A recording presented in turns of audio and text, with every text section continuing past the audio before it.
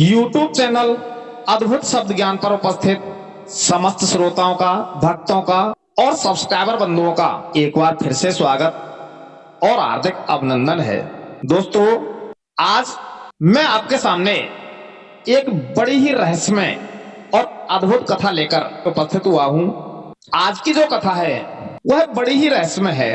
इस कथा का वर्णन रामायण में किया गया है और प्रमाण के लिए मैं रामायण का एक पृष्ठ जिस पर यह कथा अंकित है वह आगे वीडियो में लगा दूंगा।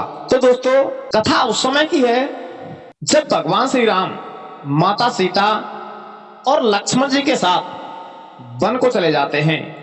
वन में रहते हुए जब माता सीता को रावण अपहरण करके लंका ले जाता है तो भगवान श्री राम और लक्ष्मण जी ऋषिमुख पर्वत पर जाकर के सुग्रीव से मिलते हैं, जो कि अपने भाई बाली द्वारा सताया हुआ होता है।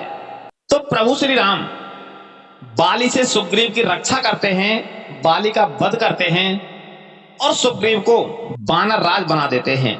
तो दोस्तों, जब सुग्रीव किष्किंधा का राजा बन जाता है और वर्षा ऋतु समाप्त हो जाती है तो उसके बाद में सुग्रीव अपने वानरों की एक विशाल सेना एकत्रित करता है और वह सेना माता सीता की खोज में चारों ओर फैल जाती है। जब माता सीता का पता लग जाता है कि माता सीता लंका में है तो सारे वानर भगवान श्री राम और लक्ष्मण के साथ लंका जाने के लिए तैयार हो जाते हैं, रावण से युद्ध करने के लिए तैयार हो जाते हैं। परंतु एक समस्या सामने आती है कि इतने वानरों को लेकर के लंका आखिर कैसे जाया जाए, क्योंकि लंका और भारत के बीच में जो विशाल जलराशि थी, समुद्र था, उसको सभी वानरों में केवल हनुमान जी ही पार कर पाए थे। तो ऐसे में प्रश्न यह था कि इतने सारे वानर लंका आखिर पहुंचे कैसे, जिससे कि रावण से युद्ध करके माता सीता को छुड़ाया जा सके। तो इस काम के लिए जब मंत्रणा होती है तो एक विचार निकल के आता है कि इस समुद्र पर एक पुल का निर्माण किया जाए। भगवान श्री राम समुद्र पर पुल बनाने का निर्णय लेते हैं और सारे वानर इस कार्य में उनका सहयोग करते हैं।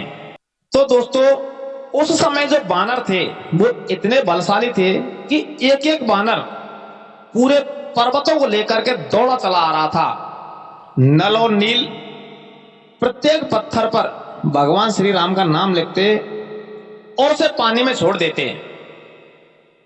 तो श्री राम का नाम लिखने के बाद जो पत्थर थे वह पानी में डूबने की बजाय तैरने लगते और धीरे धीरे करके एक पुल का निर्माण होता जा रहा था।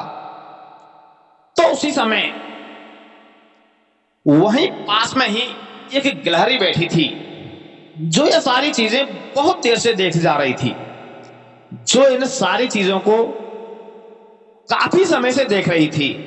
तो उस गिलहरी ने सोचा कि सारा पुण्य ये वानर ही लिए जा रहे हैं, प्रभु की सहायता करने का जो पुण्य मिलेगा वह तो इन वानरों को मिलेगा, क्योंकि ये ही पुल का निर्माण कर रहे हैं।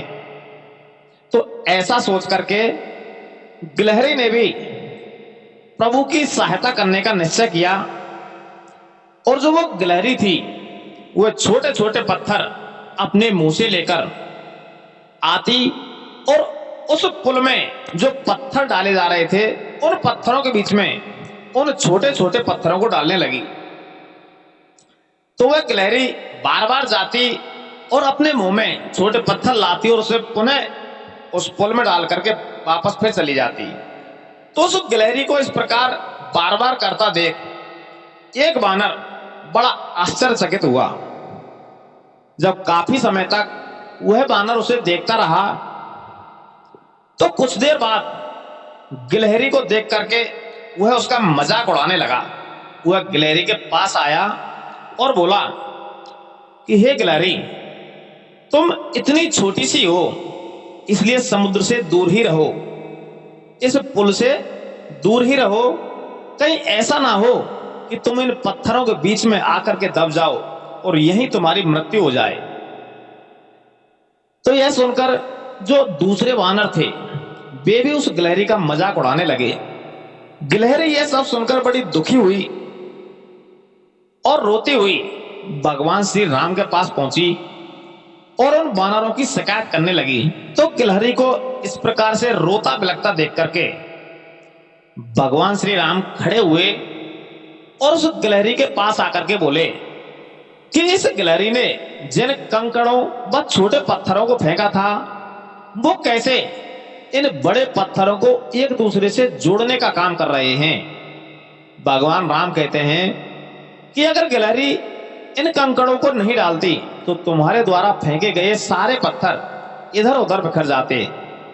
इसलिए ये गिलहरी के द्वारा फेंके गए पत्थर ही हैं जो इन्हें आपस में जोड़े हुए हैं। तो मित्रों, पुल बनाने के लिए गिलहरी का योगदान भी वानर सेना के सदस्यों के समान अमूल्य था। इतना सब कहकर भगवान राम बड़े ही प्यार से गिलहरी को अपने हाथों से उठाते हैं और फिर गिलहरी के कार्य की सराहना करते हुए श्री राम उसकी पीठ पर बड़े प्रेम से हाथ फेरने लगते हैं। तो भगवान श्री राम के हाथ फेरते ही गिलहरी के छोटे से शरीर पर उनकी उंगलियों के निशान बन जाते हैं। तब से ही माना जाता है कि गिलहरियों के शरीर पर मौजूद सफेद धारियां कुछ और नहीं बल्कि भगवान श्री राम की उंगलियों के निशानों के रूप में मौजूद उनका आशीर्वाद ही है।